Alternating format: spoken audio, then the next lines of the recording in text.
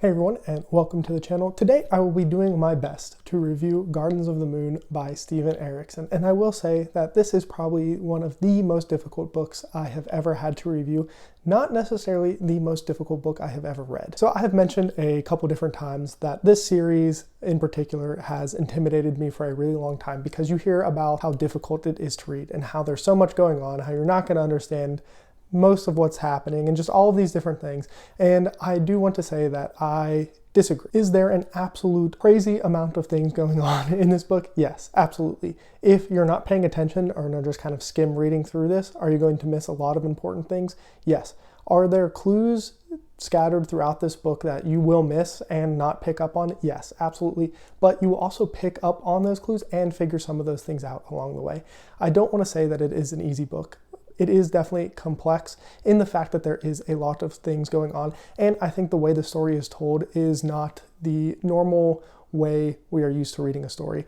Erikson does a lot of different things in manipulating how the story is told. Some of that is definitely from getting different perspective of the same event from different characters, and I feel like a lot of times in books we get kind of one event from one character's perspective, and that's kind of the universal truth. That is what happened. That is how people feel. That is X, Y, and Z. And one thing that I think became abundantly clear very quickly when I was reading this book is that is not the case in this series, or at least in this book. In this book, you will see the same event from multiple different perspectives or different characters, and you will think different things about them. And there's not like that one universal truth. There's a character that when they were first introduced, I've heard about this character a lot, and when they're first introduced, I was like, oh, so they're a bad guy. And I don't think that's really the case after getting through the book, and I just found that to be a really interesting reading experience. With that being said about how hard and complex it is or isn't, I do want to say that I really enjoyed my time with this book more than I thought I would. I was really worried that I would like the book, but not really enjoy my time with it, or just kind of feel really lost and know that I needed to read more books before I could come back to this book and look back at it and be like, oh, it's a really good book. I did enjoy it for things that happen later on in the series.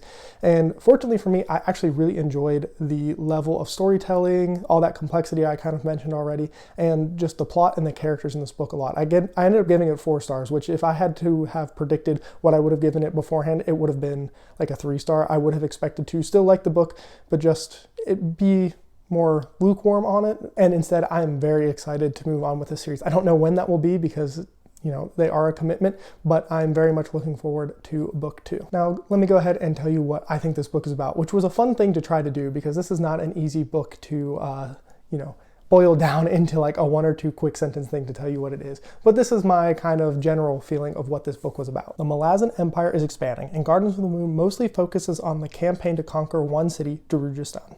As with many empires, not everything as it seems. Political strife is at the forefront, and some in the army are in the crosshairs of that strife. Now, that little summary leaves out so much. I'm still blown away by how much stuff is in this book. Now let's go ahead and talk about some of the things I liked about it a little bit more, and then I'll get to, I don't really have anything I disliked too much. There's just one little complaint I have, and I'm curious on if that will change as the series goes on. So the first thing I have to talk about that I liked was this already feels one book in like such an epic series there. And when I say epic, I mean huge. Like this world is massive. There's a lot going on. Obviously within the first couple hundred pages of this book, we're seeing different continents, different regions of those continents, different cities, different groups, armies, all kinds of different things, different races, just so much, everything you want in like the stereotypical epic fantasy series, this series clearly has. And that can definitely be a little intimidating. That is part of the intimidation factor I felt, but none of it felt so alien or otherworldly that it was difficult to like accept or, get a grip on. Everything in this world feels very well established. The history of this world is on another scale. I don't know if I've read another series where the timeline that we're going to be working with is as large as this one. I guess if you want to count the Wheel of Time's infinite timeline, the wheel, the circle, whatever you want to call it. But this is a truly epic scale. I will say I enjoyed a lot of the characters in here. I think my favorites would probably have to be Tattersail, Perrin, and Amanda Rake. I don't think that's probably too big of a surprise, but in pretty much all of the characters, even if they weren't a favorite or they were a bad guy or whatever they were supposed to be, whatever plot they were supposed to be fulfilling into the role. I think by the end of the book, they really started to feel fleshed out. They really felt to feel like individuals. A lot of times with a book with a large cast of characters, I felt this very strongly with Bridge 4 in Stormlight Archive, is a lot of the side characters, they all are just kind of the same. They're kind of one big group that they're all just mixed together, and it's like, oh yeah, that's the one guy who's a little bit different, but for the most part, like those 6 other guys are all the same. They're kind of fodder.